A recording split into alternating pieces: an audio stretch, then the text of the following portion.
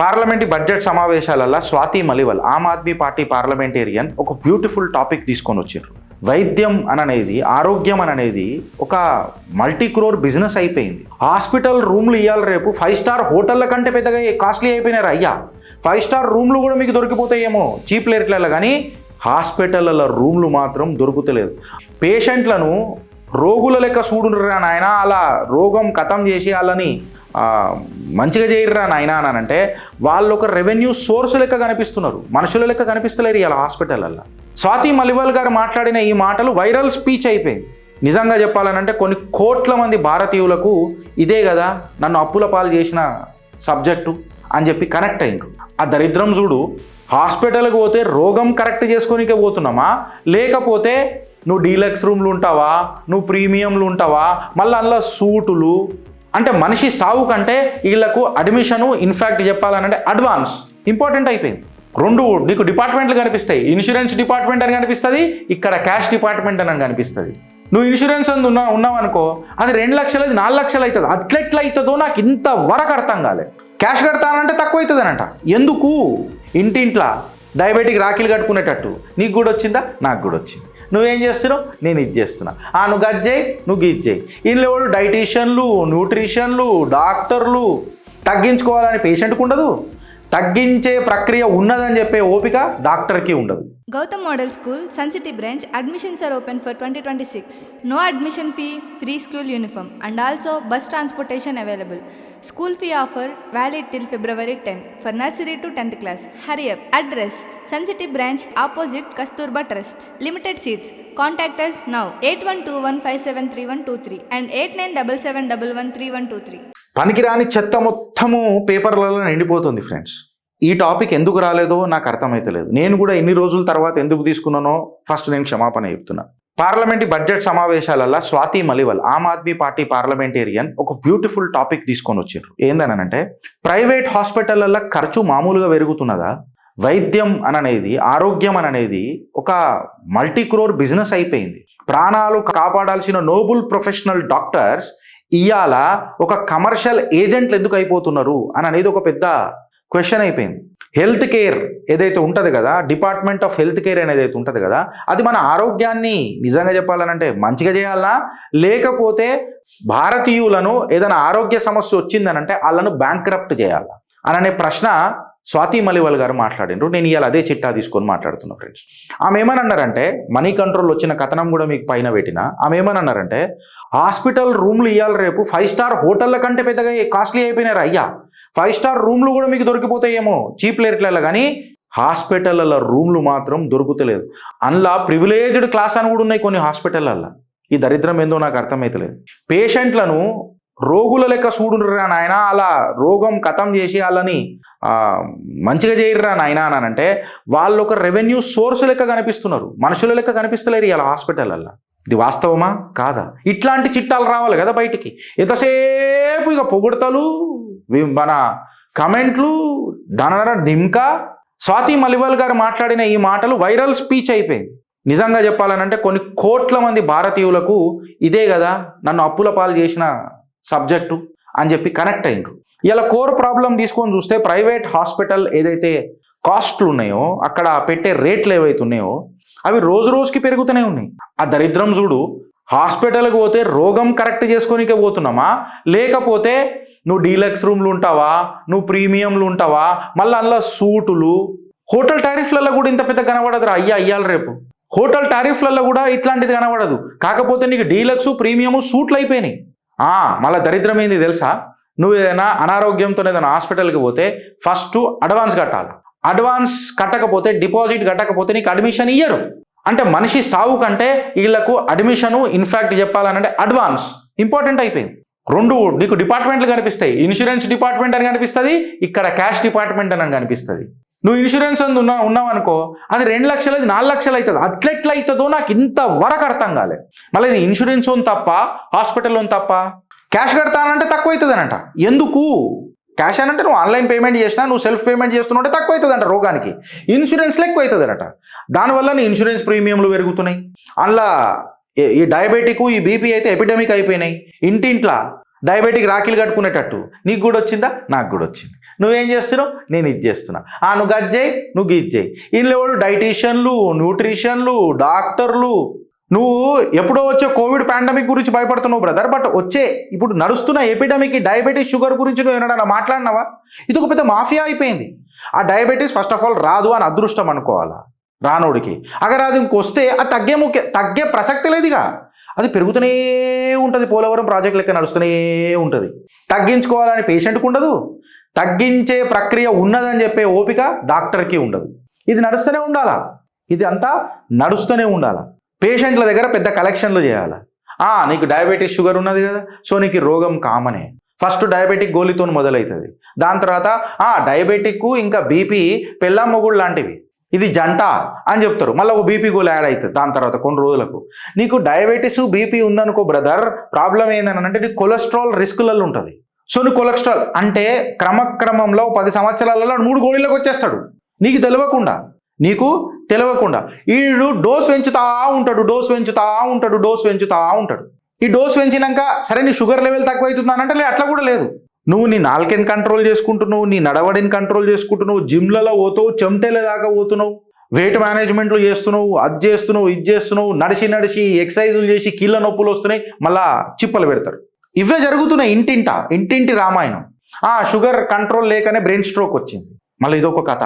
Brain stroke వస్తుంది. Brain stroke రాగానే నువ్వు హాస్పిటల్ పోగానే ఆడొక 30,000 రూపాయల మెషిన్ పెడతాడు నీ గుండెకాడ పెట్టి అది చూస్తాడు. దాని రిజల్ట్ ఏమైందిరా అంటే హాస్పిటల్లో డిశ్చార్జ్ అయ్యేటప్పుడు డిశ్చార్జ్ సమరీలో కూడా ఉండదు, కానీ 30,000 మెషిన్ ఇక్కడ పెట్టి నీ గుండెకాయ నువ్వు స్నానం చేయొద్దు, కూసుకుంటా అంటాడు. దీన్ని నియంత్రించేది ఎవడు అని చెప్పి మాట్లాడుతున్నా. వీటి మీద ఇలా డిస్కషన్ జరగాల భారతదేశంలో. ఇంకా దరిద్రమైంది తెలుసా, నువ్వు హాస్పిటల్లో అడ్మిట్ అవుతావు చూడు, వాడు ఒక్క ఖర్చు కూడా పెట్టాడు, హాస్పిటల్ కూడా తీసుకోడు. ఇప్పుడు నా రూమ్లోకి ఏదైనా ఇప్పుడు నేను ఒకటికన్నా అపాయింట్మెంట్ ఆర్డర్ ఇస్తే నా ఆఫీస్లోకి ఎవడన్నా వచ్చి పని చేసిండా లేకపోతే ఎవడన్నా వచ్చినా చేసినా నేను సేవ చేస్తాను. మేము కూడా సేవ చేస్తున్నాం. మేము ఏమైనా ఛార్జ్ చేస్తున్నామా? ఓ మాట అడుగుతున్నా. అయితే వీళ్ళు ఏంటనంటే రాగానే ఉచ్చబోసే టిష్యూ పేపర్ల కాడికేని గ్లౌజులు, థర్మామీటర్లు అన్నీ పేషెంటే కట్టాలా. మళ్ళా నీకు అదే థర్మామీటరు, అదే గ్లౌజులు అవే నీకు బయట 10 రూపాయలకు దొరికితే ఆడ 200 రూపాయలు ఎత్తాడు బిల్లాడు. ఇది వాస్తవం కాదా? ఐసీయూ నాకేమనిపిస్తుంది అంటే కార్పొరేట్ హాస్పిటల్లో ఒక టార్గెట్ నడుస్తున్నది. ప్రైవేట్ హాస్పిటల్లో ఐసీయూ బెడ్లు ఖాళీ ఉండొద్దు. ఎందుకంటే నార్మల్ వాడిని షిఫ్ట్ చేసినప్పుడు కూడా ఇమీడియట్గా షిఫ్ట్ చేయి, రిజల్ట్ వేరే వచ్చింది. స్కాన్ చేస్తారు, ఆ స్కాన్లో దొరకదు, మళ్ళీ ఒకసారి స్కాన్ చేస్తారు, అందులో దొరుకుతుంది. ఈ దొరకకపోవడు అని అనేది ఏంటంటే డాక్టర్ గారికి తెలివి లేదా, లేకపోతే స్కానింగ్ మెషిన్ ప్రాబ్లం ఉన్నదా, లేకపోతే నేను ఎడ్డో ఉన్నా. అదేదో సామెత ఉంటుంది ఆంధ్రాలో, ఏటగాడు ఎడ్డోడు అవుతానంటే గడ్డలకేనేమో చూపిస్తుందట పెద్ద పులి. గిట్లనే ఉన్నది పరిస్థితి. ఇప్పుడు ఈడ ఎడ్డోడా వేటగాడు, లేకపోతే పెద్ద పులి ఎడ్డిదా? ఏటాడా నీకే. నేనేం అడుగుతున్నా అని చెప్పి మాట్లాడితే స్వాతి మలివాల్ గారు అన్న మాట నేను ఇలా సమర్థిస్తున్నా. ఏందనంటే ఈ సబ్సిడైజ్డ్ ట్రీట్మెంట్ మన దగ్గర ఎందుకు దొరకదు? ఈ ఎసెన్షియల్ మెడిసిన్స్ అనేటివి మనకు ఎందుకు హాస్పిటళ్ళల్లో దొరకదు? మనము 200, 200x, 20x టైమ్స్ ఎందుకు పెట్టాలా రేట్లు? ఒక ఐసీయూ ఇక్కడ ఎన్నుండ్రి ఫ్రెండ్స్, ఒక ఐసీయూ పోతే రోజుకి ఎంత అవుతుంది అని అడిగితే కొన్ని కార్పొరేట్ హాస్పిటల్లో 80,000, 1,00,000 రోజుకి. డాక్టర్ విజిట్ ఎంత రా అంటే 6,000 అనంట. నిజంగా సీనియర్ డాక్టర్ ఎన్నిసార్లు వస్తాడు? జూనియర్ డాక్టర్లే వస్తారు, కానీ రేటు సీనియర్ డాక్టర్లు తెస్తారు. Per visit 6,000 rupees or 3,000 rupees. It depends upon the hospital. The iron is getting ironical right now. You listen to me. 80,000 నుంచి 1,00,000 రూపాయలు ఎందుకుంటా చెప్పు? ఐసీయూ బెడ్ మీద నువ్వు ఒక మాట చెప్పు. ఒక చిన్న క్యాబిన్ ఉంటుంది, బెడ్ ఎత్తారు, బెడ్ మీదనే వండబెడతారు, అంతేనా కదా? నీకు అందులో ఏమన్నా బంగారు పూతలు లేవు, లేదా బంగారు పైపులు పెట్టలే. అవే పైపులు కన్జ్యూమబుల్స్ డైలీ 20,000 to 30,000 రూపీస్ వేస్తారు. కన్జ్యూమబుల్స్ మీకు పెట్టే పైపులు, నీకు చేసే గది, నీకు చేసే గిది 20,000 నుంచి 30,000. పేషెంట్ని ఒక 20-30 లక్షలకు గుంజిన తర్వాత ఇంకా ట్రీట్మెంట్ అవుతలేదంటే ఇప్పుడు కొత్తగా ఏంది తెలుసా? రీహాబిలిటేషన్ సెంటర్లకు పంపుతారు. మళ్ళీ ఈ కార్పొరేట్ అఫిలియేటెడే నడుస్తుంది ఇదంతా. హాస్పిటల్లకు రీహాబిలిటేషన్ సెంటర్లకు పంపుతారు. నేనేం అడుగుతున్నానంటే మాకు ఎక్స్ట్రాడినరీ థింగ్స్ వద్దు, మాకు ఆర్డినరీ థింగ్సే కావాలా, బట్ అవి ఎక్స్ట్రా కావాలా. నన్ను అప్పుల పాలు చేసే ఈ ప్రైవేట్ హాస్పిటల్ల కుప్పని ఎవడు గడ్డపార దించుతాడు అని చెప్పి స్వాతి మల్లలు అడిగిన ప్రశ్నకు చిత్రగుప్తి ఇలా చిట్టా అయిపోయింది. కరెక్టా రాంగా ఫ్రెండ్స్? మీకు విషయం తెలుసా friends? Data 55 million people Indians అప్పుల పాలై రోడ్డు మీదకి వచ్చిరట ఈ కార్పొరేట్ బిల్లులు తట్టుకోక.